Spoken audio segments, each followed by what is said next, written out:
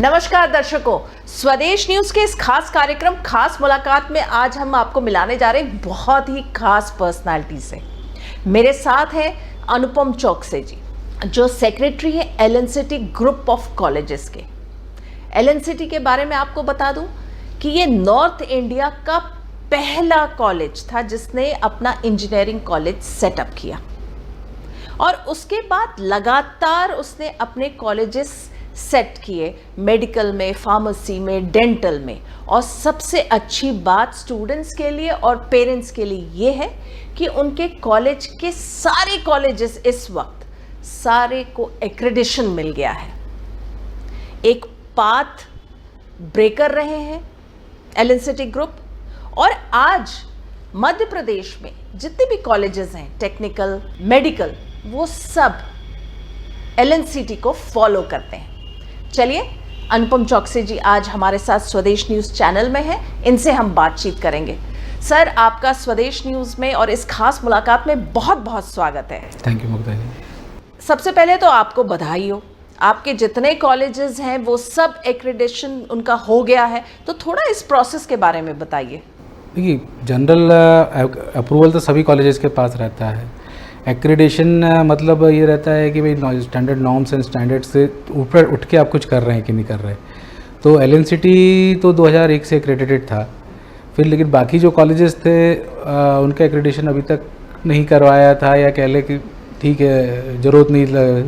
पर अब जब क्वालिटी की बात होने लगे, क्वालिटी के ऊपर हमारा कंसंट्रेशन ज़्यादा है, तो हमने भी कहा कि हम सारे कॉलेजेस एक्रेडिटेड होना चाहिए। हमने सारे कॉलेजेस इस बार एक्रेडिटेड करवा लिए। इससे कितनी राहत मिलती है स्टूडेंट्स को और उनके पेरेंट्स को? स्टूडेंट्स के लिए ये वाशिंगटन अकॉर्ड का पार्ट है। नेशनल बोर्ड ऑफ एक्रेडिटेशन जो है वाशिंगटन अकॉर्ड का पार्ट है। तो जो भी कॉलेजेस एक्रेडिटेड रहते हैं उनको जब वो विदेश में कहीं पे काम करने जाते हैं, एक रिकॉग्निशन है, तो उनको उस कॉलेज की रिकॉग्निशन चेक करने की ज़रूरत नहीं पड़ती। मतलब अगर वो college national board of accreditation से एक्रेडिटेड है तो उनकी डिग्री और इन सब की वैलिडिटी को चेक करने की ज़रूरत नहीं है कि इसके स्टैंडर्ड कैसा है। That is at par with the all the countries which are part of Washington Accord. Very nice. ये बहुत अच्छी बात है कि जो स्टूडेंट्स बाहर जाएंगे हायर एजुकेशन के लिए, उनके अंदर में ये दुविधा नहीं रहेगी कि मेरी डिग्री को लेके कोई सवाल उठ रहे हैं कि नहीं। पिछले कुछ सालों से हम देख रहे हैं कि इंडिया के बहुत सारे इंस्टीट्यूट्स हैं, वो अपने आप को एक प्रीमियर इंस्टीट्यूट कहते हैं, कॉलेज कहते हैं, एजुकेशनल इंस्टीट्यूट कहते हैं, लेकिन जब उनकी डिग्री की बात आती है तो कई बार क्वेश्चन मार्क खड़े हो जाते हैं। वो स्टैंडर्ड है और गवर्नमेंट की भी पॉलिसी है, जब जीआर इतना बढ़ाना है तो कॉलेजेस खुल रहे हैं, यूनिवर्सिटीज़ खुल रही हैं और कुछ उसमें आता है। पर आई थिंक आज की डेट में जो रेगुलेटरी फ्रेमवर्क है वो ऐसा है कि अब शायद नकली डिग्री और नकली कॉलेजेस खुलना पॉसिबल नहीं है, बट स्टिल एक्रेडिटेशन से इस पे स्टैंडर्ड पे वो लग जाता है। सर, ये बताइए, जैसा कि मैंने आपको इंट्रोड्यूस जब किया तो कहा कि आप लोगों का जो एलएनसीटी ग्रुप था वो पायनियर था, सबसे पहला जो इंजीनियरिंग कॉलेज नॉर्थ इंडिया में, इनफैक्ट मध्य प्रदेश क्यों पूरे नॉर्थ इंडिया में आप लोगों ने सेट किया था। तो थॉट क्या था उस वक्त? हालांकि वो आपके फादर ने सेट किया था, लेकिन बट क्या थॉट था? सिंपल वो था उस टाइम। जैसे मेरे फादर बताते हैं कि अर्जुन सिंह जी एचआरडी मिनिस्टर हुआ करते थे, तो ऐसे ही एक मीटिंग में उन्होंने बोला कि भाई साउथ में तो बहुत कॉलेजेस हैं, नॉर्थ में या सेंट्रल इंडिया में कोई हिम्मत नहीं कर रहा है कॉलेजेस खोलने की। तो my father took it as a challenge कि हाँ, मध्य प्रदेश में भी एक कॉलेज प्राइवेट सेक्टर में विथ ओन रिसोर्सेज होना चाहिए।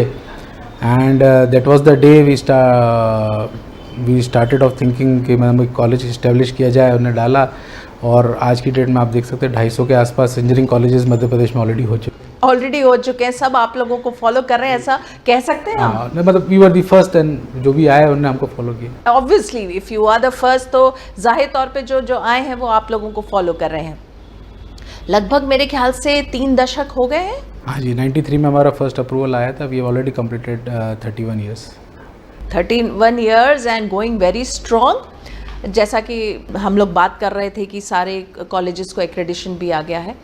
मैंने एक और पढ़ा था कि आप लोगों को ये अवार्ड भी मिला था क्योंकि आप लोग जिस हिसाब से प्लेसमेंट करते हैं अपने स्टूडेंट्स की, तो उस पर भी आप लोग कई बार अवार्ड ले चुके हैं। प्लेसमेंट्स देखिए, placement is the final outcome of our procedures. भाई अच्छे से अच्छा कॉलेज भी होगा, अगर बेसिक्स को फॉलो नहीं कर रहा होगा तो कितना भी, जब तक बच्चे तैयार नहीं होंगे प्लेसमेंट्स अच्छे कैसे होंगे। तो हम लोग बेसिक्स को फॉलो करते हैं, अच्छी पढ़ाई, attendance. One of the forte of LNCT group is, जो बच्चे अच्छा नहीं महसूस करते पर पेरेंट्स को बड़ा अच्छा लगता है कि हमारे अटेंडेंस कंपलसरी है। और पढ़ाई के मामले में मतलब वी ट्राई कि एक भी क्लास हमारी मिस ना हो, जो हम पढ़ा रहे हैं हैंड्स ऑन एक्सपीरियंस हम बच्चे को करवा रहे हैं उसको सब मिले। And end of the day जब प्लेसमेंट्स की बारी आती है तो उसको मैक्सिमम अपॉर्चुनिटीज़ मिले।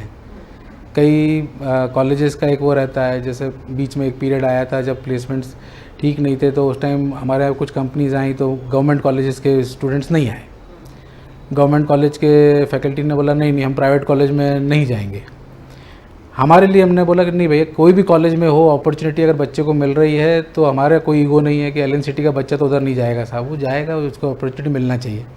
सो we try to give maximum opportunities to our students, और उसके बाद वो उसमें अच्छा कर पाएँ उसके लिए तैयारी फर्स्ट ईयर से शुरू कर देते हैं।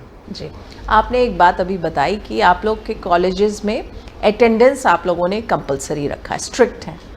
तो क्या कॉलेजेस में रख पाते हैं? क्योंकि जनरली जो एक धारणा होती है मन में बच्चों के, स्कूल यानी आप एक स्ट्रिक्ट एनवायरनमेंट में हैं, बट जब आप कॉलेज जाते हैं तो कॉलेज को जनरली फन, मस्ती, पढ़ाई भी है लेकिन उसके साथ साथ इक्वल डोज ऑफ फन और मस्ती भी जोड़ा जाता है। तो जैसे आपने कहा कि आपके कॉलेजेस में अटेंडेंस स्ट्रिक्ट है, तो ये कैसे होता है फिर? बच्चे वो नहीं करते? बहुत विरोध रहता है। अच्छा, रहता है। हाँ, बच्चों का कई सारे विरोध भी बहुत रहता है, और फिर जब हम उनको डिटेन करते हैं तो कई जगह से कंप्लेंट्स भी आती हैं, ये भी आता है। पर देखिए मैंने कहा ना, वो बेसिक्स है। हमने बोला भाई बच्चे को पैसा मेरे को किस चीज़ का दे रहा है।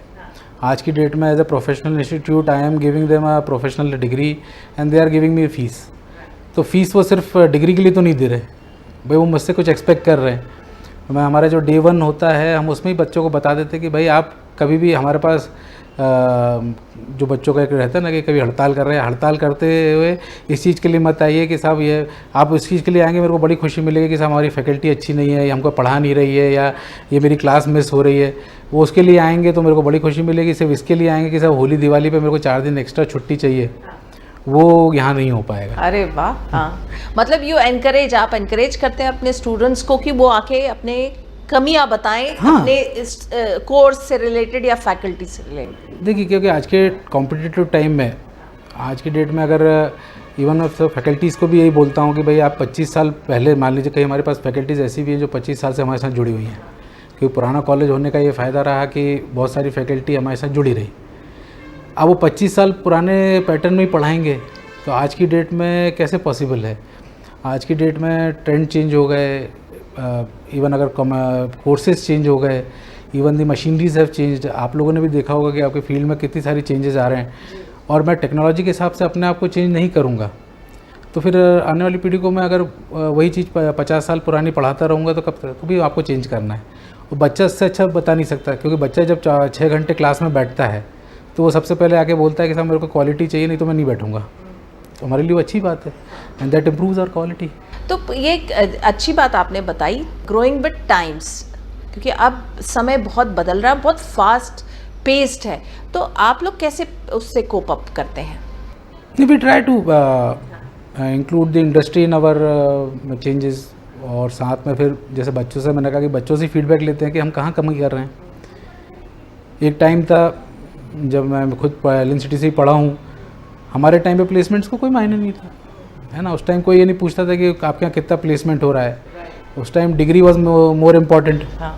फिर थोड़ा टाइम बाद हुआ तो लोग पूछने लगे आपकी फैकल्टी कैसी है। टाइम 5 साल 7 साल बाद जब बातचीत निकलना शुरू हुई तो वो आदमी पूछने लगा आपके यहाँ फैकल्टी कैसी है। फिर और 5 साल निकले तो उसके बाद अब प्लेसमेंट्स का टाइम आया, आदमी बोलने लगा कि सब प्लेसमेंट 100% है कि नहीं है। फिर अब जब प्लेसमेंट बहुत अच्छे होने लगे तो अब बच्चे पूछने लगे कि साहब क्वालिटी कैसी है प्लेसमेंट की। मतलब सबको 2.5 लाख रुपए का प्लेसमेंट तो नहीं मिल रहा, किसी को 8 लाख का मिलता है, किसी को 25 लाख का मिलता है। लास्ट ईयर हमारे यहाँ पे एक बच्चा था, उसको अमेज़न में 1.5 करोड़ का भी ऑफ़र मिला। तो टाइम के साथ वो चेंज हो रहा है। तो हमको भी साथ में हम चेंज करते रहे कि हाँ ठीक है, प्लेसमेंट्स अच्छे करना है तो फिर हमको स्किल उनकी डेवलप करनी पड़ेगी, सिर्फ पढ़ाई से काम नहीं चलेगा, तो उसको उस तरह से इम्प्रूव कर रहे हैं। फिर अब बच्चों का कहना है कि सब हैपनिंग कैंपस होना चाहिए, नया ट्रेंड आ गया कि आजकल कैंपस सब पुराना हैपनिंग कैंपस होना चाहिए। एक्टिविटीज़ बहुत होना चाहिए, मतलब अगर मैं घर से निकला हूँ तो मेरे को कॉलेज के अंदर ही डांस, ड्रामा या कोई एक्टिविटी या कुछ, तो हमने उस हिसाब से अपने आप को चेंज किया, कुछ एक्टिविटीज़ प्लान करी, मेडिटेशन की क्लासेस चालू करी, मतलब जो भी कर सकते हैं हमने अलग से। और फीडबैक के हिसाब से इंडस्ट्री ने बोला कि आप अपने आप ये चेंजेस लाइए, हमने वो चेंजेस लाए। तो लगातार आप समय के साथ अपने आप को आप ग्रो करते गए और बच्चे जैसा आपको फीडबैक देते रहे वैसे आपने उसको अडेप्ट किया। बीच में एक बार बात आई थी, आप लोगों ने राम महोत्सव करवाया था, तो थोड़ा सा क्रिटिसिज्म था कि क्या कॉलेज को किसी रिलीजन, पर्टिकुलर रिलीजन से एसोसिएट होना चाहिए? देखिए, रिलीजन वाली बात नहीं, हमारे कैंपस में हनुमान मंदिर जो बना हुआ है, हम हनुमान जी को मानते हैं। और अगर पूरा देश किसी चीज़ के लिए खुशी मना रहा था तो भाई मैंने किसी को प्रेशराइज तो नहीं किया, ना मैंने किसी बच्चे को बोला कि भाई तुम आके पार्टिसिपेट करो, ना किसी को ये बोला कि नहीं आपको पार्टिसिपेट नहीं करोगे तो आपको ऐसा होगा। भाई मेरा मंदिर है, मैं मंदिर में अगर कोई प्रोग्राम ऑर्गेनाइज़ कर रहा हूँ, मान लीजिए मैं अपने कैंपस में अगर हवन ऑर्गेनाइज़ करता हूँ अपने मंदिर में, वो तो है तो कैंपस के अंदर ही, तो कोई बच्चा ये कहने लगे कि साहब आप तो हवन ऑर्गेनाइज कर रहे हो या वो कर रहे हो, तो फिर तो गलत हो जाएगा। है भाई, मैं अपने उससे कर रहा हूँ, उसमें जो बच्चे जुड़े हमने उसको रोका नहीं। कोई अपन ने ये नहीं करा कि अब किसी पर्टिकुलर पार्टी के साथ जुड़ के या किसी पर्टिकुलर संगठन के साथ जुड़ के मैंने उनको बुलाया कि आप आके हमारे यहाँ पे ऑर्गेनाइज़ करो। हमारे मन की इच्छा थी, हमने किया। अब जैसे जिस दिन राम मंदिर का इनॉग्रेशन था उस दिन हमने अपनी स्क्रीन पर डिस्प्ले कर दिया, पर किसी बच्चे को नहीं बुला के किया कि तब आपको बैठ के देखना है, जो आया मन से आया, ठीक है, अपने मन की भावना है। सर, मैं एक चीज़ और, आप जो एलएनसीटी ग्रुप के बारे में मैंने सुना और पढ़ा है कि ठीक है आप बच्चों का भविष्य तो शेप कर ही रहे हैं, साथ में आप उनके मेंटल डेवलपमेंट को लेकर भी, या आजकल जो बातें आती है, जो सोसाइटल टेंडेंसीज़ की बातें होती है, मेंटल डिप्रेशन की बात होती है, उसको भी लेकर बहुत कंसर्न्ड है। हम लोग भी ट्राई करते हैं, हमारे काउंसलर्स हैं कॉलेज में, मेडिकल कॉलेज में तो साइकेट्री डिपार्टमेंट अलग से ही है, तो वहाँ पे स्टूडेंट काउंसलर्स अलग से ही हैं, पर इवन इंजीनियरिंग कॉलेजेस में भी हमने स्टूडेंट काउंसलर्स अपॉइंट किए हुए हैं। किसी बच्चे को कोई प्रॉब्लम है, फिर मेंटर सिस्टम है, जो एक फैकल्टी रहती है वो स्टूडेंट्स के साथ मेंटरशिप करती है, अगर कोई प्रॉब्लम बच्चे को है वो बता सकता है, जो क्लास में नहीं शेयर कर सकता। मान लीजिए किसी बच्चे ने फ़ीस जमा नहीं करी, अब इन जनरल टेंडेंसी तो प्राइवेट कॉलेज क्या करेगा, उसको निकालेगा और क्लास से बाहर कर देगा। भाई हमारा मेंटर उससे पूछता है क्यों नहीं जमा कर पाए, तो पता चलता है कि भाई हो सकता है फैमिली प्रॉब्लम्स हो, कुछ कारण से नहीं जमा कर पा रहा हो किसी बच्चे की पढ़ाई में कमज़ोर है, एग्ज़ाम नहीं दे रहा है, तो क्यों नहीं दे रहे हो, तो वो बताता है कि साहब मेरी क्लास में किसी से लड़ाई हो गई, बुली हो रही है, एनीथिंग, मतलब anything and everything can happen in a college, तो ये मेरा हो रहा है इस कारण से, तो वो हम उसको ट्राई करते हैं। बट स्टिल उसके बाद भी अगर कोई इंसिडेंस हो जाता है तो we counsel other students also कि भाई ऐसा कोई मिसहैप ना हो, आगे आप ऐसा कोई एक्शन ना लें। और पेरेंट्स को भी बताते हैं कि you keep regular touch with the students. Colleges में सबसे बड़ी प्रॉब्लम होती है, मैं अपने यहाँ पे जो फंक्शंस होते हैं उनमें ये भी कहता हूँ कि वो जो स्टूडेंट्स के पेरेंट्स जो 12वीं क्लास तक 12th तक उनके पीछे, हम तो शब्द यूज़ में करता हूँ, लठ लेके पीछे पड़े रहते हैं कि तेरे को आज कॉलेज जाना है, स्कूल जाना है, तुमको ये करना है, तुमको ये करना है। जैसे ही वो बच्चे कॉलेज में आता है वो बिल्कुल उसको छोड़ देते हैं, वो बोलते हैं अब तुमसे 4 साल बाद मिलेंगे। अगर इंजीनियरिंग कॉलेज है तो उसको सीधे वो बोलते हैं कि अब तो हम तुमको 4 साल बाद मिलेंगे, अगर डिग्री सही मिलेगी, नौकरी मिल गई तो ठीक है, नहीं तो what ever it is, but हमारा काम ख़त्म। हम उनसे बोलते हैं ऐसा नहीं होता भाई, आपने जो 12वीं तक उसकी हैंड होल्डिंग करी है या उसके साथ आपने उसकी केयर करी है, वो एकदम से क्यों छोड़ दे रहे हो? वो हैंड होल्डिंग कंटिन्यू रहना, मतलब आप उसके सेमेस्टर में उससे क्यों नहीं पूछ रहे हो कि तुम एग्ज़ाम देने क्यों नहीं जा रहा है या क्लास क्यों नहीं अटेंड कर रहा? भाई एलएनसीटी जैसे कॉलेज में एडमिशन लिया, हम बोल रहे हैं 60% अटेंडेंस कंपलसरी है, 90% अटेंडेंस कंपलसरी है, वो बच्चा नहीं जा रहा तो एक बार पूछिए तो उससे क्यों नहीं जा रहा। लेकिन अगर 4 दिन आपको घर पे बच्चा मिल गया तो पूछें उससे क्या हुआ, तो अगर सब लोग मिलके उससे पूछेंगे बच्चे से, this incidence will not happen. तो आप टच में रहते हैं पेरेंट्स से, आप या आपकी फैमिली? पहले तो जब कम थी संख्या तब तो रहते थे, अब 30,000 बच्चे आसपास हो गए हैं ग्रुप में, तो it is not possible. Still मैं ट्राई करता हूँ कि जो बच्चों की प्रॉब्लम है अगर वो अपन डायरेक्ट आके सॉल्व कर सकें तो कर दें, नहीं तो stage wise they can go to faculty, HOD, directors, उनसे हो जाता है। आखिरी में नहीं भी होता तो भी हम रोज़ लगभग 30-40 स्टूडेंट्स से तो मैं मिल लेता हूँ। आप मिलते ही हैं, रोज़ के रोज़ मिलते हैं। एक चीज़ और जानना चाहूँगी सर कि जो एलएनसीटी के बारे में पढ़ा है कि ठीक है अभी एजुकेशन इंस्टीट्यूशन तो आप कर रहे हैं, पायनियर हैं, पाथ ब्रेकर रहे हैं आप लोग, बहुत सारी आप बिलीव करते हैं या आपका इंस्टीट्यूट बिलीव करता है in giving back to the society, जो सोसाइटी आपको इतना दे रही है, तो उसको लेकर कितना आप लोग करते हैं? देखिए वो तो जैसे कॉलेज में ऑटोमेटिकली हो ही जाता है, एनएसएस है, एनएसएस वो तो लग ही जाता है। उसके अलावा जो मेडिकल कॉलेज है तो हमने मेडिकल कॉलेज स्टार्ट किया, we started with camps and everything, तो वो एक जनरल होता ही है, that is part of the running the college also, right. But still उसके अलावा भी हम लोग कोई भी अपॉर्चुनिटी छोड़ते नहीं, जिसमें मतलब जैसे कोविड में हमको मौका मिला था तो हम लोग one of the largest dedicated Covid centre of Madhya Pradesh थे। उस टाइम 1200 बेड का हमारा कोविड हॉस्पिटल जो था, मतलब as a Covid hospital government of Madhya Pradesh ने उसको टेक ओवर किया, हमारे डॉक्टर्स ने साथ में, और डॉक्टर्स के साथ हमने भी साथ में लग के उनके काम किया। उसके अलावा फूड डिस्ट्रीब्यूशन, अब जो उस टाइम बच्चे तो आ नहीं रहे थे स्कूल में, तो फैकल्टी ने खुद अपनी तरफ से पार्टिसिपेट करके फूड डिस्ट्रीब्यूशन में हेल्प करी, ये करा, तो सब अपन ट्राई करते हैं कि सबके इन्वॉल्वमेंट के साथ ऐसी सोशल एक्टिविटीज़ में भी पार्टिसिपेट करते रहें। और उसके अलावा बाकी जनरल उसमें कोई ऐसा बोले कि नहीं आपने ये पर्टिकुलर सोशल सर्विस करी है कि नहीं करी, वो नहीं, ठीक है, हम सोसाइटी के लिए जो कर सकते हैं अपनी तरफ से करना, करते हैं अपनी तरफ से। बोल के करना, वो नहीं, बोल के नहीं करना चाहते हैं। आपने भी एलएनसीटी से पढ़ाई की है, आपके फादर ने ये आपने ही बताया कि लेट अर्जुन सिंह के चैलेंज को ही took it up as a challenge और फिर शुरू किया।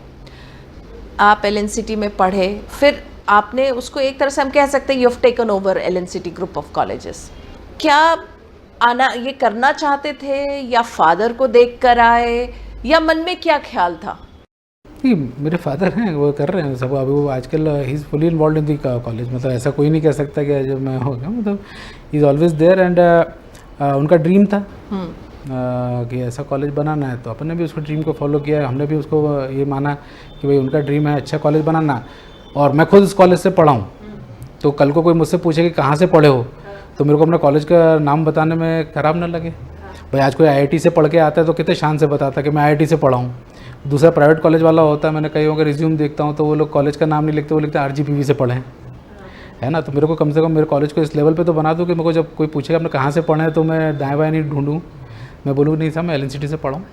तो जब आप पढ़ते थे एलएनसीटी में तो वहाँ तो तब तो लोग जानते होंगे कि आप कौन है, परिचय तो आपका छिपा नहीं रहा होगा, तो क्या आपको स्पेशल ट्रीटमेंट मिलता था? हमारा बहुत छोटा बैच था मैडम, मैं थर्ड बैच का था एलएनसीटी का, तो उस टाइम तो खैर 100 बच्चे हुआ करते थे, and everybody was knowing everybody, मतलब अच्छा। आज की डेट में 1500 सीट्स के कॉलेजेस हो गए, उस टाइम तो कुल पूरे कॉलेज में 700-800 बच्चे रहते थे, तो हम अपने सीनियर से लेके जूनियर सब एक दूसरे को जानते भी थे, एंड जो कैमरेडरी थी, और खैर मतलब खुद का कॉलेज होने को कोई ऐसा बेनिफिट, एग्ज़ाम यूनिवर्सिटी दूसरी लेती, परीक्षा सब दूसरा ऑर्गेनाइज करवाता, हमारे मतलब कोई एक्स्ट्रा बेनिफिट कॉलेज में क्या मिलेगा? कुछ नहीं मिला आपको? हाँ, मतलब भाई एग्ज़ाम के अलावा और क्या बेनिफिट हो सकता था, तो वो कॉलेज वैसे ही दूसरा था। बट आपसे कोई कोशिश नहीं करता था कि आपके गुड बुक्स में आने के, आपके जो साथी वगैरह की आपके साथ अगर वो अच्छे रहेंगे तो उनको बेनिफिट मिल सकता है? ऐसा कोई दोस्त है? ऐसा नहीं था। सर हमने बहुत बात की एज आपके बारे में as a professional, personal level पे अनुपम चौकसी जी कैसे हैं? पर्सनल लेवल पे मतलब मैंने एक चीज़ तो नोटिस कर ली है कि बहुत कट टू कट बात करते हैं, कम बात करते हैं आप। मैंने जैसे आपको बताया ना कि काफ़ी सारे लोगों से पूरे दिन में बात करना पड़ता है, तो I want to keep it short ज़्यादा है वो। अच्छा। और फिर बाकी पूरी फैमिली जो है वो वैसे भी शुरू से मेरे father had a strong hold over the family, तो सभी लोगों को मतलब एक, और बिज़नेस में सभी लोग इन्वॉल्व रहे, और बिज़नेस हमारा सबसे बड़ी चीज़ है कि कोई दूसरा बिज़नेस था नहीं, मतलब एजुकेशन ही था, तो एजुकेशन मतलब एक छोटा सा वो है कि एजुकेशन में पैसा, कोई बोले तो पैसा नहीं होता, बट इज्जत बहुत रहती है। आज भी मतलब मैं कहीं भी वैकेशन में भी चला जाऊँ या कहीं मिल जाऊँ, हम लोग लास्ट ईयर दुबई में गए थे, अब मैं और मेरी मदर कहीं जा रहे थे, एक स्टूडेंट आ गया, मतलब कोई एक आया और एकदम से मम्मी से मैडम मैं आपके JNCT कॉलेज से पढ़ा हूँ। अब हु कैन एक्सपेक्ट कि भाई आज मैं अगर वहाँ पे जाके दुबई में ऐसे ही घूम रहा हूँ, मैं तो किसी का पर्पज़ से गया नहीं, और कोई आके बोले कि सर मैं आपके कॉलेज से पढ़ा हूँ, तो कुछ अच्छा किया होगा तभी वो रिमेंबर कर रहा है कि नहीं। तो उसके कारण से क्या है कि सभी लोग टोटली डेडिकेटेड रहे हैं घर के लोग, और पूरे टाइम वो जब इसी बिज़नेस में इन्वॉल्व रहते हैं 24 आवर्स साथ रहते हैं, तो इसलिए वो हो जाता है। और बाकी बच्चे जो हैं वो मेरे बाहर हैं, उनको भी इसलिए थोड़ा मेरे फादर कहते भाई एजुकेशन में ज़्यादा कंसंट्रेशन रखना चाहिए, तो यहाँ रहते जैसे आपने मुझसे पूछा कि भाई अगर अपनी स्कूल में पढ़ें अपने कॉलेज तो स्पेशल ट्रीटमेंट होता है। दूसरा, हम दूसरी जगह इसलिए नहीं पढ़ाना चाहते भाई, आज की डेट में अगर मैं भोपाल में रखूँ और उनको कहीं दूसरे स्कूल में पढ़ाऊँ, हमारे पास स्कूल भी है, तो आदमी बोलेगा आपका स्कूल उस लेवल का नहीं है, मतलब आप जिसमें नहीं पढ़ाना चाहते, है ना। मेरे फैमिली में मैं पढ़ा, मेरी सिस्टर पढ़ी, मेरे जो भी कजिन्स हैं वो सब हमारी कॉलेज से पढ़े, क्योंकि हमारा यही कहना था कि जब हम अपनी चीज़ पे विश्वास नहीं करेंगे, अगर मैं बोलूँगा नहीं साहब मेरे को तो बाहर पढ़ने जाना है, तो मैं बाहर पढ़ने जा रहा हूँ, मतलब आपका कॉलेज उस लेवल का नहीं है, वही सेम चीज़ स्कूल्स में है। तो फिर मेरे बच्चों को जैसे हमने मेयो कॉलेज है अजमेर में, मैंने वहाँ डाला कि चलो आप कुछ सीख के आओ, कुछ अच्छा सीख के आओ, स्पेशल ट्रीटमेंट ना मिले। हाँ नहीं, स्पेशल के साथ अलावा वो कुछ इंडिपेंडेंट रहें। जो मेरे फादर का भी एक्सपेक्टेशन है कि भाई अपने घर में जो लोग हैं वो कम से कम एजुकेशन में अगर आगे रहना है तो आप कुछ अच्छा करो, कुछ सीखो, तो नया तो सीखो। आपने जैसा अभी बताया कि आपकी पूरी फैमिली इन्वॉल्व है इसी एजुकेशन की फील्ड में, तो आगे आने वाले समय में जैसे आपने कहा आपके बच्चे हैं, वो सब भी इसी फील्ड में आना चाहते हैं? वो मैं कैसे बता सकता हूँ, दैट इज़ इन फ्यूचर, ये तो उनकी इच्छा है। हाँ। मतलब I will not tell them कि भाई तुमको यही काम करना है, if they are interested they will, otherwise जो उनको अच्छा लगे। जी बिल्कुल। सर आगे क्या विजन आप देखते हैं एलएनसीटी ग्रुप के लिए? देखिए एज ए ग्रुप हमने अब डाइवर्सिफाई करना शुरू किया, बाकी यूनिवर्सिटीज़ एंड कॉलेजेस तो हैं, और हम ट्राई तो कर रहे हैं कि हम हर कॉलेज और हर यूनिवर्सिटी को जो एलएनसीटी का लेवल हमने पहले डे 1 से बनाया था वैसे बना के रखें। पर अब थोड़ा सा डाइवर्सिफाई का टाइम भी है, तो हम दूसरे बिजनेसेस में भी जा रहे हैं, keeping the quality of LNCT group there also. उसके अलावा एजुकेशन के लिए तो हमारा एक ही विजन है कि जो क्वालिटी हम आज तक मेंटेन कर पाए हैं, we will try to maintain the same quality and to be recognised. मतलब आज की डेट में कोई हमसे कहता है कि साहब आप भोपाल में अच्छे हैं, मध्य प्रदेश में अच्छे हैं, तो वी हैव अ विजन कि हाँ आज से 10 साल बाद 15 साल बाद कोई ये बोले कि आप इंडिया में अच्छे हैं।